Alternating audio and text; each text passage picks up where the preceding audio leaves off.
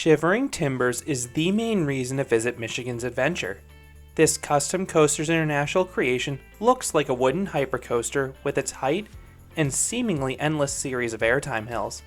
For many years, this CCI was considered one of the best coasters in the world, as it was a perennial contender atop any wooden coaster pole. But over the past decade, this coaster has not gotten nearly as much attention. Is that the fault of Shivering Timbers, or is it more of an issue with Michigan's Adventure? Find out in this review of Shivering Timbers. Shivering Timbers opened in 1998 as one of the tallest and fastest wooden roller coasters in the world. Shivering Timbers stands 122 feet, or 37 meters tall, and reaches speeds of 57 miles per hour, or 92 kilometers per hour. The coaster has been passed by several non-traditional wood coasters, such as the Intamin Prefabs and RMC Topper Track wood coasters, but there are a few traditional wood coasters that can top Shivering Timbers in these categories. And the coaster is still among the longest in the world. It is the fourth longest wood coaster in the world with 5,383 feet, or 1,641 meters of track. That track length is more akin to what you find on a steel hypercoaster, so it is incredibly impressive that CCI was able to design a coaster of this size with just one lift hill that can traverse so much track. And Shivering Timbers does not limp to the finish line either. This ride holds its speed start to finish.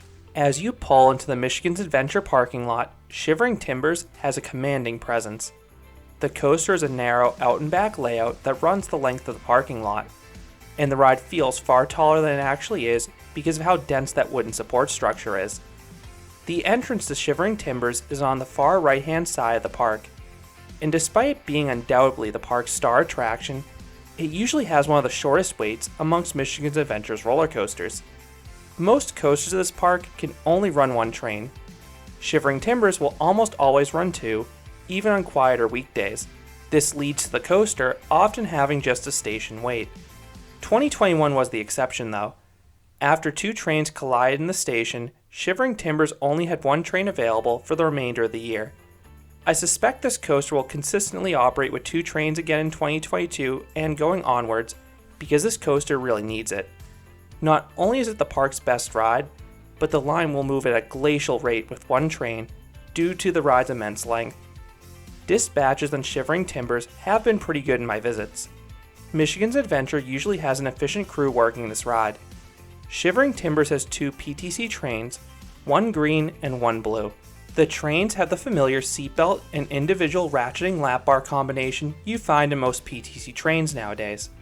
While they're not my favorite trains in the world, the seats are well cushioned and the crew doesn't tend to staple you. However, I do recommend holding onto your lap bar during the ride because the force and bumps in the valleys can push that lap bar down pretty far, which can make it a bit trickier to appreciate this ride's airtime. And there is a lot of airtime to appreciate. As for the best seat, the airtime is exceptional in all rows. I slightly prefer the front overall because it's the smoothest seat, and you also have the superior sense of speed. The biggest key for me is to avoid a wheel seat, or the back of a car if possible. The wheel seats had a few bumps on the ride's early valleys, but was still perfectly tolerable to me. But in the front of each car, I got a very smooth ride even towards the back of the train. Shivering Timbers begins by slowly turning out of the station and ascending the lift hill. It faces away from the park, so you pretty much only get a view of the parking lot and the woods surrounding the park. And then you crest the first drop and you get 1.5 straight minutes of excitement. Few coasters offer as much prime ride time as Shivering Timbers, especially prime ride time of this quality. Like many of CCI's first drops, Shivering Timbers rapidly reaches its maximum angle of descent of 53 degrees. The sharp crest results in a brief but good pop of ejector airtime if you're riding towards the back of the train. Now the pullout from this drop is surprisingly intense as well, delivering some good positive Gs that you don't typically get on a traditional wooden coaster. Shivering Timbers then flies over back-to-back camelbacks, one that's 100 feet or 30 meters tall, and one that's 95 feet or 29 meters tall. And it really is surprising how little speed you lose over these two sizable hills. The net result is a boatload of airtime. Every row gets several seconds of strong and sustained floater airtime. I think the airtime lasts a little longer towards the front, but the airtime is a bit stronger towards the back. And the pullouts of these drops offer some mild positive Gs as well. Shivering Timbers then zooms over an elongated speed hill, roughly half the height of the prior two hills. Riders again get several seconds of solid floater airtime throughout the entire hill. You then return to the giant hills. You charge over another camelback similar to the first two, getting a few more seconds of strong and sustained floater airtime. That is followed by a double up that leads into the far turnaround. The front gets good sustained floater airtime in both ascents.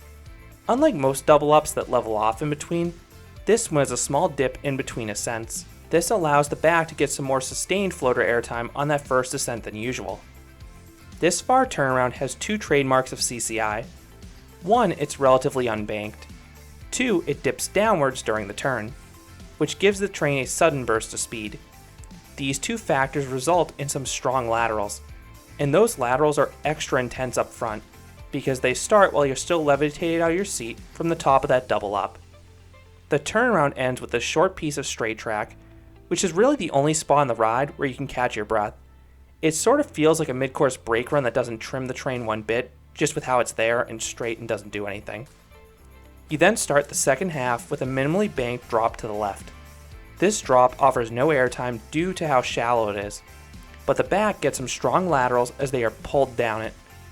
And the tight pullout also delivers a quick burst of positive Gs. A few of the valleys in the return run also do this.